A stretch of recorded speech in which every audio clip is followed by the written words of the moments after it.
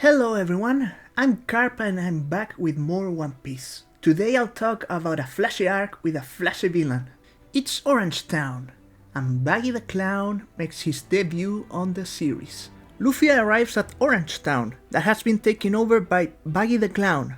If I had to describe him, I'd say he's a stereotypical pirate dressed as a clown that can detach body parts and move them through the air according to his will. I've always found interesting that this is the second devil fruit user that we've encountered after Luffy. He's materialistic, cruel, vain and egotistical, all things that Luffy lacks. He's also invulnerable to slashing attacks, but vulnerable to blunt attacks, the exact opposite of Luffy. I like to think that this is intentional to contrast even more the two captains. But personally, I don't think Buggy is the star of this arc. For me, there is another character that shines more than the flashy clown, and that is the character that Luffy meets upon arriving on the town. Nami, the thief that steals from pirates. And she is my favorite part of this arc, mainly because she brings so much to the story. She's the first character to show glimpses of complexity in her behavior. She's clearly very smart and rational,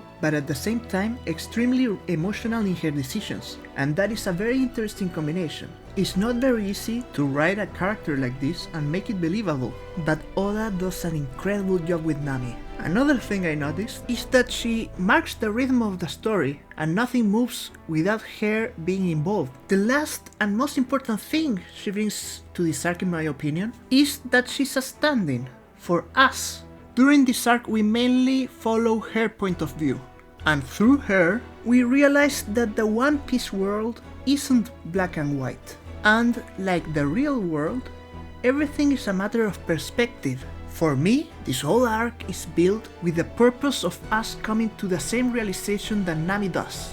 Everything is subjective, including the meaning of being a pirate and what is a treasure. Now where were we? Yes, Luffy meets Nami.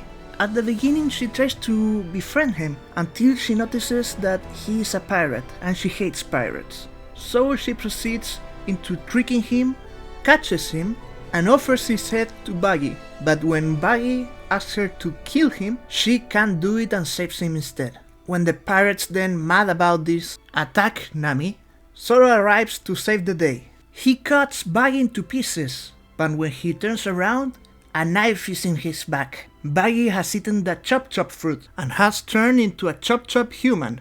Zoro, Luffy and Nami shoot a cannonball at Buggy and his crew and escape. Of course, Buggy is unharmed. I want to talk a little bit about this next part, because it's time to meet a dog and an old man. You guys may hate me for this, but I don't like what comes next. Oda tends to draw inspiration from real life and fiction on many occasions throughout One Piece, but he usually adds a twist to give a special flavor to the story and make it unique. This is one of the rare occasions in which there is not such a twist. This is just Hachiko's story. The purpose of this part is to show through the eyes of Nami that Luffy respects, treasures, and understands the real meaning behind the concept. This convinces Nami that Luffy is not the kind of pirate she is used to seeing.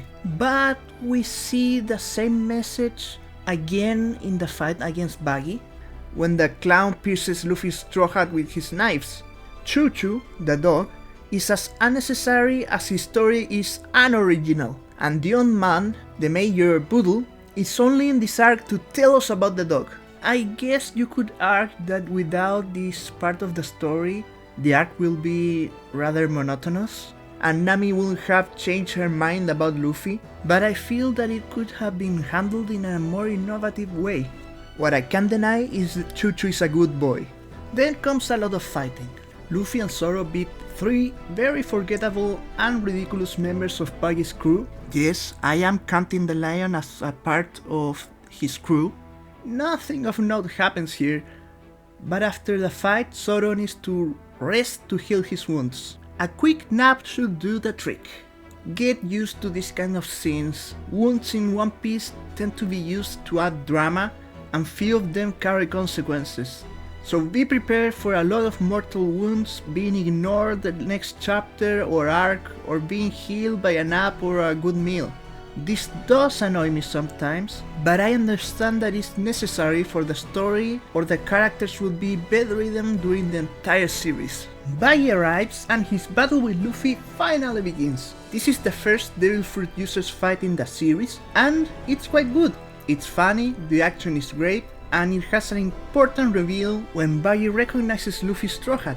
Apparently, he and Shanks used to be crewmates when they were young, and the clown has a grudge against him. He believes it's Shanks' fault that he ate his devil fruit and lost a treasure map. Of course, everything happened because of his own incompetence. Buggy stabs through Luffy's straw hat. Big mistake. He gets mad. That is his treasure, and he hates when others lay their hands on it. Then the clown spots Nami. While everyone was distracted, she went to steal all of Buggy's loot. He attacks the thief, but is stopped by Luffy, who steals the map of the Grand Line from him and distracts him long enough so Nami can gather almost all of the clown's body parts and tie them up. So when Buggy tries to reassemble himself, he is only able to recall his hands, head and feet, creating a form that is somehow both funny and disturbing. Luffy proceeds to send Buggy flying Team Rocket style. And so, the threat has been defeated and Orange Town is saved. Luffy, Zoro, and their new ally, the navigator Nami, leave the island in their boats with Major Boodle thanking them in the distance. I have mixed feelings about this arc. The message is really interesting, but the actual content of the arc, not so much. I actually find it a little bland and very forgettable.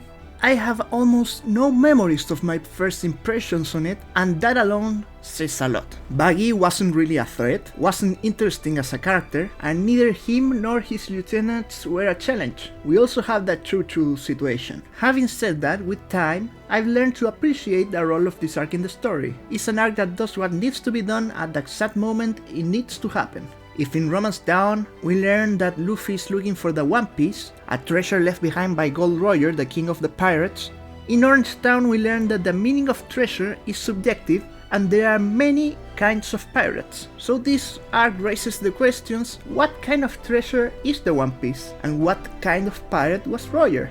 Could the themes have been aborted in a more interesting way? Yes. Does that make this a bad arc? Of course not.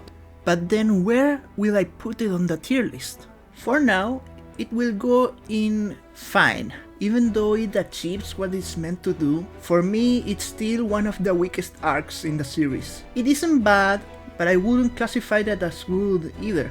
I'd say it feels a lot like Romance Dawn, but without the memorable moments of that first arc. So that was Orange Town. I'll see you all in my next video, where I'll analyze the arc that introduces one of my favorite characters in the whole series. And I'll have no mercy. It's my least favorite arc of this saga and of One Piece in general, Syrup Village.